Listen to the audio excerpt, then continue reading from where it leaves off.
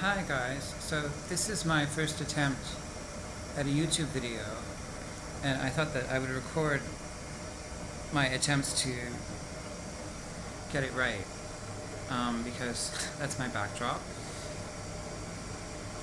I'm using a selfie stick, which I've never used before. I thought I'd improvise a kind of tripod, and I'm not really sure where I'm supposed to be looking. Oh, hello. Because I'm looking at myself. I think I have to.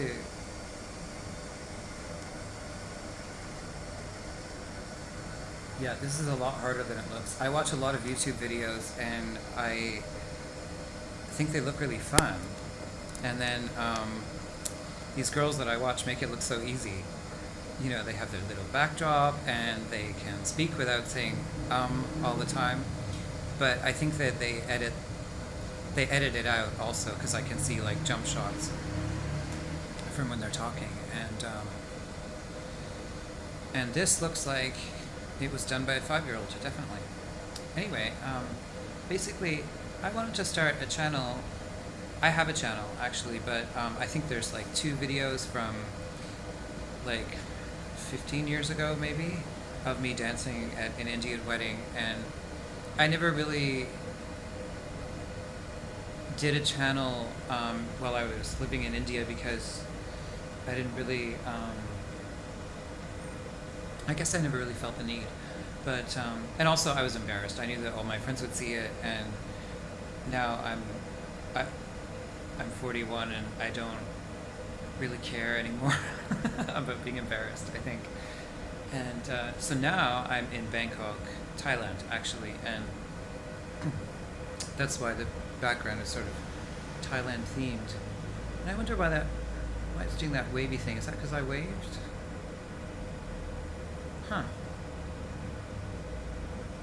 Alright, so basically, the reason I'm doing this video is to talk about things that my friends get really bored when I talk about, which is paranormal things and pagan interest things and I don't know, cultural studies, I guess. And you see, this is really annoying. This was supposed to be like a tripod, and I think that this thing, like, I could stand it up in some way, but I really like doorknobs are advanced technology for me, so I'm really having trouble adjusting to touch screens and stuff like that. But yeah, so basically, I thought I'd start with reviewing this series. It's gonna be backwards. Oh no, maybe not actually. I don't know how it works. I think when you upload to YouTube, it flips it again. Anyway, it's The Court of Mist and Fury by Sarah J. Maas. Double A Maas. And it's quite good, actually. Like, the thing that surprised me about it, I lent the first book to someone, which is called The Court of Thorn and Roses. And this is a fantasy series that I found in the young adult section in the shopping mall here in Thailand. And I'm kind of surprised that, first of all, it was in the young adult section because there's a lot of sex and violence. And I don't know, I don't mean to sound too prudish, but like a lot and kind of graphic.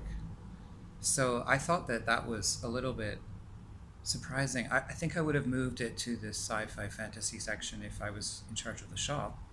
But this is Bangkok, so you know, people are not as uptight, even compared to Canada. I mean, I always thought that Canada was more really advanced because when I was a kid, we used to be able to see like sex scenes on primetime TV, but the violence would be cut out, and we used to feel very superior to the States in that because I think in the States they tend to be more stringent about sex and violence, not so much actually.